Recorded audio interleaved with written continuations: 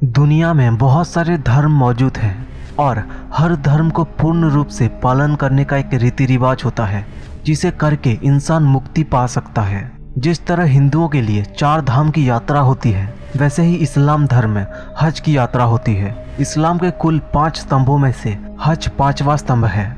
दुनिया भर में मौजूद हर मुसलमान का ख्वाहिश होता है कि वो अपनी जिंदगी में कम से कम एक बार हज की यात्रा करके आए। ये यात्रा 5 दिनों की होती है। सभी स्वस्थ और आर्थिक रूप से सक्षम मुसलमानों से अपेक्षा होती है कि वो जीवन में एक बार हज पर जरूर जाएं। इस वजह से हज यात्रा का इतना महत्व है। जो लोग हज नहीं जा पाते वो वहाँ जाने वाले बंदों के हाथों अल्लाह को पैगाम भेजते हैं। दुनिया भर के लाखों मुसलमान हज के लिए हर साल सऊदी अरब पहुँचते हैं।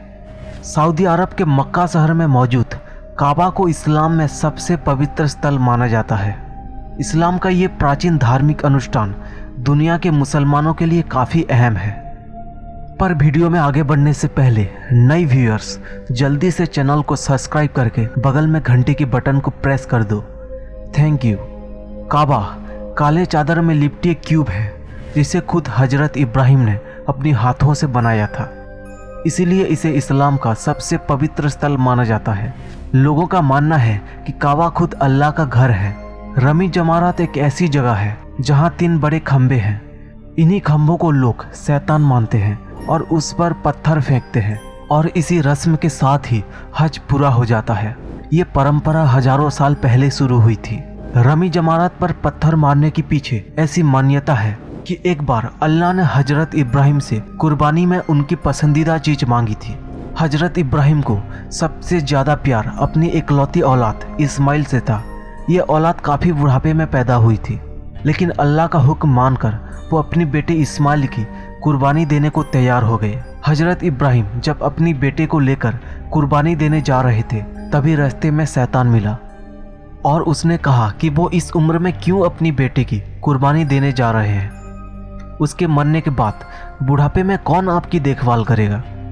हजरत इब्राहिम ये बात सुनकर सोच में पड़ गए और उनका कुर्बानी देने का मन हटने लगा। लेकिन कुछ देर बाद वो अपने आप को संभाले और कुर्बानी के लिए तैयार हो गए।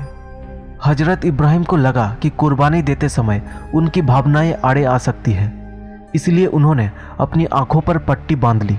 कुर्बानी देने के बाद पट्टी हटाई तो उन्होंने अपने पुत्र को सामने जिंदा खड़ा पाया और उसके बदले कुर्बानी मेमने की हुई। इसी वजह से बकरीद मनाकर बकरों और मेमनों की बलि दी जाती है। इस मान्यता के चलते मुसलमान हज के आखिरी दिन बकरीद पर कुर्बानी देने के बाद रमी जमारात जाकर उस दीवार को शैतान मानकर उसके ऊपर पत्थर मारते हैं, जिसने हजरत इब्राहिम को अल्लाह के आदेश से भटकाने की कोशिश की थी।